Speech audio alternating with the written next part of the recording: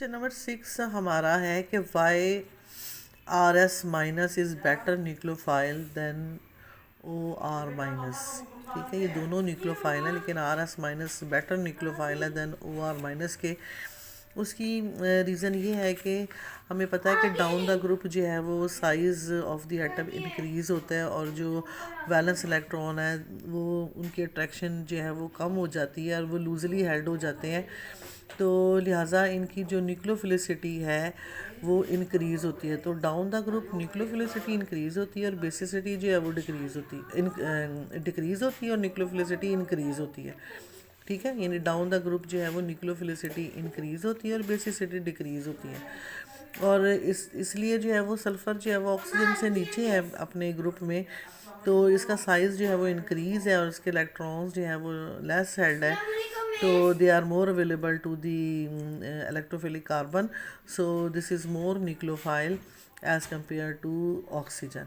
तो लिहाजा R S minus is more nucleophile than O R minus. तो अगर इसके साथ आप रिएक्शन कर रहे हैं तो दैट विल बी फास्टर, यानी आर एस माइनस के साथ अगर रिएक्शन है तो that will be faster as compare to the O R minus. यानी फॉर एग्ज़ाम्पल आपके पास अगर ये रिएक्शन है CH3 CH2 Cl हमने शायद इंग्लिश का वर्क नहीं किया था। RS माइनस और दूसरा है CH3 डैडी मिली थी। CH2 Cl प्लस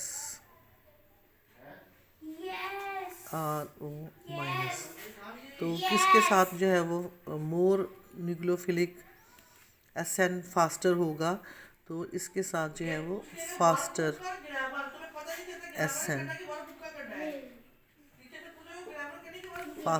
SN होगा, फास्टर SN, और ये स्लोअर।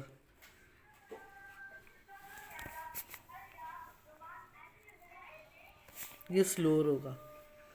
ठीक है, क्योंकि आपका ये जो आर एस माइनस है that is more nucleophilic as compare to the O R minus. इसके बाद जो है वो क्वेश्चन नंबर 7 है कि why the amides are least reactive all derivative as compare to all derivatives of carboxylic acid. अब आप देखिए कार्बोक्सिलिक एसिड जो है वो उसमें हमारे पास एसिड भी आ जाता है। ठीक है, इसमें हमारे पास एसिड हैलाइड भी आ जाता है, ये देखो, और इसमें हमारे पास एस्टर भी आ जाते हैं। ठीक है, आप इसको एल्डिहाइड भी अगर फॉर एग्जांपल कंपेयर करना चाहें और कीटोन भी यहाँ पर अगर आप कंपेयर करना चाहें, तो ये जो कार्बोनाइल है ना इन सब में, ये जो कार्बोनाइल है ये कार्बोनाइल, तो अगर हम ये कहें कि सबसे ज़्यादा, और इसके बाद फिर ये अमाइड आ गया। ठीक है, यानी सी डबल बॉन्ड ओ के बाद यहाँ पर देखिए हाइड्रोजन, फिर आर, फिर ओ आर, फिर Cl OH और अमाइड में NH2 जो है।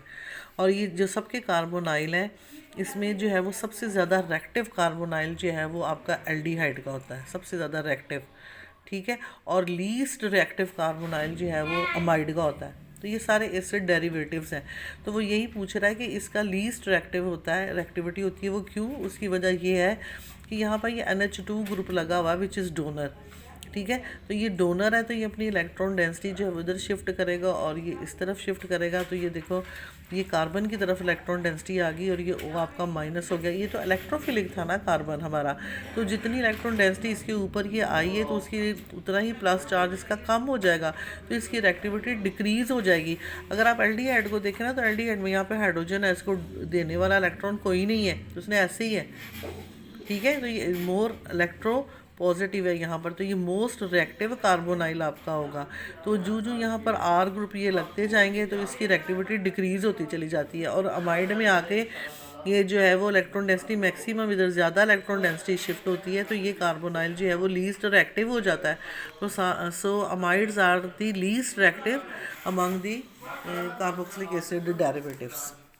ठीक है, इसके बाद आगे जो हमारे पास है कि how would you prepare from tertiary butyl cation, ये हमने बनाना है।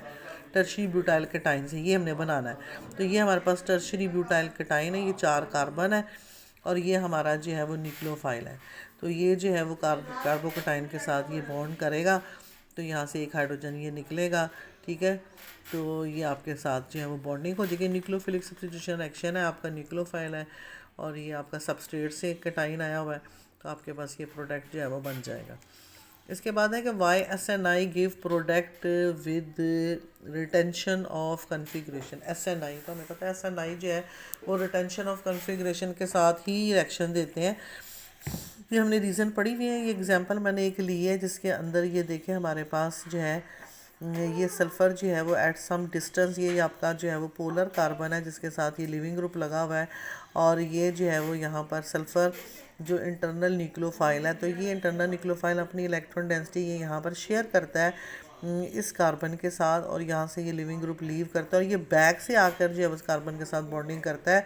तो ये देखें ये यहाँ पर हमारे पास ये साइक्लिक सा एक ऐसे स्ट्रक्चर बन जाता है इंटरमीडिएट, जिसमें सल्फ़र जो है वो इस कार्बन के साथ ये बॉन्ड बना लेता है और ये फ्रॉम दी बैक बनाता है। ये यहाँ से लिविंग ग्रुप निकल गया तो ये जो है वो क्या हो जाता है, यहाँ पे इन्वर्जन होती है, इन्वर्जन ऑफ कन्फिग्रेशन इस कार्बन की। ये जो कार्बन आपका जो सेंटर है, रिएक्शन सेंटर है, यहाँ पर इस कार्बन की जो कन्फिग्रेशन है वो इन्वर्ट हो जाती है, यानी अगर ये R था तो ये S हो जाता है, कन्फिग्रेशन इन्वर्ट हो जाती है। फिर सेकंड स्टेप में जो एक्सटर्नल न्यूक्लियोफाइल है ये फिर बैक से आकर जो है वो यहाँ पर इस कार्बन के साथ बॉन्डिंग करता है और यहाँ से ये बॉन्ड SC ब्रेक होता है और यहाँ पर ये पहली वाली पोजीशन जहाँ पर लिविंग ग्रुप लगा हुआ था ये उधर ही आकर ये अटैच होता है और यहाँ पर फिर इसके हिसाब से ये जो इंटरमीडिएट बना था, ये जो S बना था कार्बन, ये इससे फिर इन्वर्जन हो जाती है इसकी, तो ये फिर जो है वो S से ये R हो जाता है, ठीक है। तो सेकंड इन्वर्जन यहाँ पर होती है कन्फिग्रेशन में।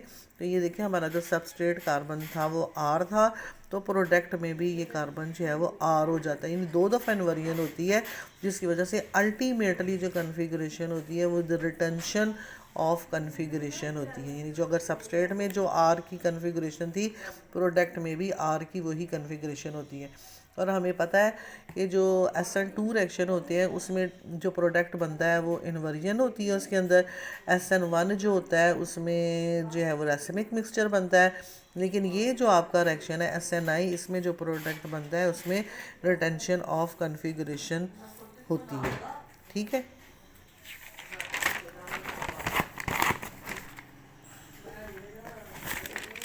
इसके बाद ये हमारा एक लास्ट शॉर्ट क्वेश्चन है जिसमें जो है वो उन्होंने कहा है कि ये हमारे पास सबस्ट्रेट है और ये हमारे पास प्रोडक्ट बन रहा है, एलिमिनेशन हो रही है और लेस सब्स्टिट्यूटेड जो है वो प्रोडक्ट बन रहा है, तो उसकी रीज़न जो है उसने कहा बताएं। तो ये हमारे पास अल्काइल हैलाइड है एक, ये यहाँ पर जो है वो बेस यूज़ किया गया जो कि बिग साइज़ का बेस है। तो यहाँ पर हॉफमैन एलिमिनेशन हो रही है और हॉफमैन एलिमिनेशन कैसे हो रही है हमें पता चलिए, बिग बेस जो है जो यहाँ पर यूज़ किया है ये इसको हॉफमैन एलिमिनेशन की तरफ लेके जा रहा है, जिसमें जो है वो आपके पास लेस सब्स्टिट्यूटेड अल्कीन जो है वो बनती है।